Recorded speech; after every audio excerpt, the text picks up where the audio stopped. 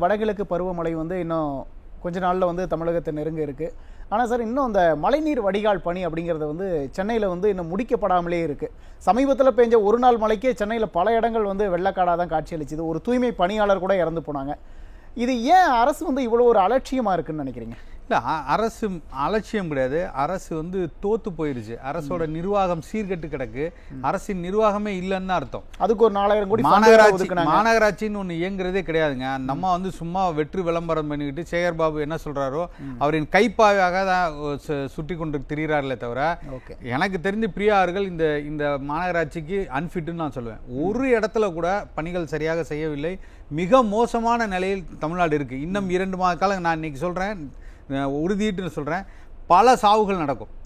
பல பேர் இறக்க நேரிடும். இந்த மழை வந்தால், அக்டோபர் நவம்பர்ல பாத்தீங்கன்னா இந்த இப்ப இருக்கக்கூடிய நிலைமையில சென்னை, நான் மட்டும் சொல்றேன், சென்னை இருக்கக்கூடிய மிக மோசமான நிலைமையில பல பேரை காவு வாங்கும், பல பேர் இறப்பதற்கான வாய்ப்புகள் அதிகமா இருக்கு. அரசு நம்பி பலன் இல்லைன்னு சொல்றீங்களா? ஒரு பலனும் இல்லை.